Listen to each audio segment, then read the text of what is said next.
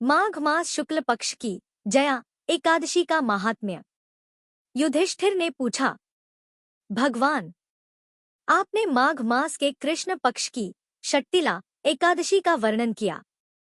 अब कृपा करके यह बताइए कि शुक्ल पक्ष में कौन सी एकादशी होती है, उसकी विधि क्या है तथा उसमें किस देवता का पूजन किया जाता है। भगवान श्री कृष्ण बोले, राजेंद्र, बतलाता हूँ, सुनो। माघ मास के शुक्ल पक्ष में जो एकादशी होती है उसका नाम जया है। वह सब पापों को हरने वाली उत्तम तिथि है। पवित्र होने के साथ ही पापों का नाश करने वाली है तथा मनुष्यों को भोग और मोक्ष प्रदान करती है। इतना ही नहीं, वह ब्रह्महत्या जैसे पाप तथा पिशाचत्व का भी विनाश करने वाली है। इसका व्रत करने पर मनुष्यों को कभी प्रेत्योनि में नहीं जाना पड़ता। इसलिए राजन, प्रयत्नपूर्वक जया नामक एकादशी का व्रत करना चाहिए। एक समय की बात है, स्वर्ग लोक में देवराज इंद्र राज्य करते थे। देवगण पारिजात वृक्षों से भरे हुए नंदन वन में अप्सराओं के साथ विहार कर रहे थे।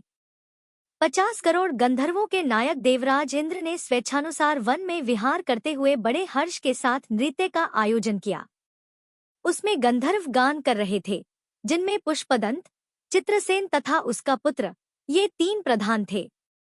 चित्रसेन की स्त्री का नाम मालिनी था। मालिनी से एक कन्या उत्पन्न हुई थी, जो पुष्पदंत गंधर्व की पुत्री थी। पुष्पदंत गंधर्व के एक पुत्र था, जिसका लोग माल्यवान कहते हैं। माल्यवान पुष्पवंती के रूप पर अत्यंत मोहित था। ये दोनों भी इंद्र के संतोषार्थ नृत्य करने के लिए आए थे। इन दोनों का गान हो रहा था।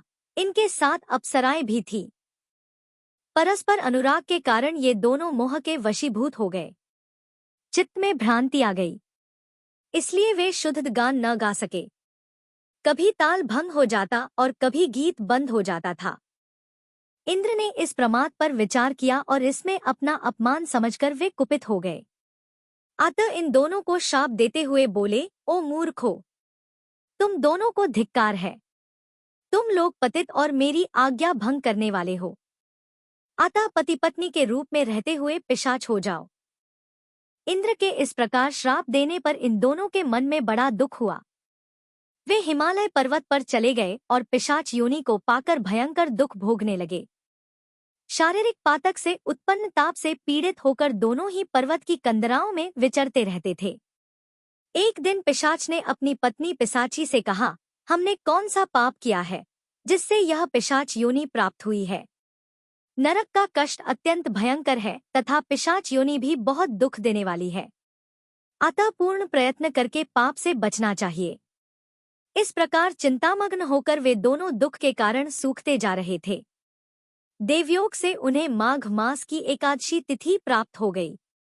जया नाम से विख्यात तिथि, जो सब तिथियों में उत्तम है, आई। उस दिन उन दोनों ने सब प्रकार के आहार त्याग दिए। जलपान तक नहीं किया। किसी जीव की हिंसा नहीं की, यहाँ तक कि फल भी नहीं खाया। निरंतर दुख से युक्त होकर वे एक पीपल के समीप बैठ रहे। सूर्यास्त हो गया। उनके प्राण लेने वाली भयंकर रात उपस्थित हुई। उन्हें नींद नहीं आई। वे रतिया और कोई सुख भी नहीं पा सके। सूर्योदय हुआ। द्वादशी का दिन आया। उन पिशाचों के द्वारा जया के उत्तम व्रत का पालन हो गया। उन्होंने रात में जागरण भी किया था। उस व्रत के प्रभाव से तथा भगवान विष्णु की शक्ति से उन दोनों की पिशाचत्व दूर हो गई।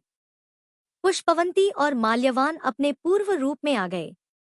उनके हृदय में वही पुराना स्नेह उमड़ रहा था। उनके शरीर पर पहले ही जैसे अलंकार शोभा पा रहे थे। वे दोनों मनोहर रूप धारण करके विमान पर बैठे और स्वर्गलोक में चले गए। वहां देवराज इंद्र के सामने जाकर दोनों ने बड़ी प्रसन्नता के साथ उन्हें प्रणाम किया। उन्हें इस रूप में उपस्थित देखकर इंद्र को बड़ा विस्मय हुआ। उन्होंने पूछा, बताओ, किस पुण्य के प्रभाव से तुम दोनों का पिशाचत्व दूर हुआ है। तुम मेरे शाप को प्राप्त हो चुके थे, फिर किस देवता ने तुम्हें उससे छुटकारा दिलाया है। माल्यावन बोला, स्वामी, भगवान वासुदेव की कृपा तथा जया नामक एकादशी के व्रत से हमारी पिशाचता दूर हुई है। इंद्र ने कहा, तो अब तुम दोनों मेरे कहने से सुधापन करो। जो लोग एकादशी के व्रत में तत्पर और भगवान श्री कृष्ण के शरणागत होते हैं, वे हमारे भी पूजनीय है। भगवान श्री कृष्ण कहते हैं, राजन, इस प्रकार एकादशी का व्रत करना चाहिए। नृपश्रेष्ठ, जया ब्रह्मा हत्या का पाप भी दूर करने वाली है। जिसने जया का व्रत किया है, उसने सब प्रकार के दान दे दिए और संपूर्ण यज्ञों का अनुष्ठान कर लिया। इस महात्म्य के पढ़ने और सुनने से अग्निष्टोम यज्ञ का फल मिलता है। एकादशी की इस कथा एवं इसके महात्म्य का जो कोई भी पाठ करता है, श्रवण करता है, उसके पापों का नाश स्वयं जगत के पालनहार भगवान श्री हरि विष्णु करते हैं और व्रत करने वालों की सारी मनोकामनाएं पूरी करते हैं।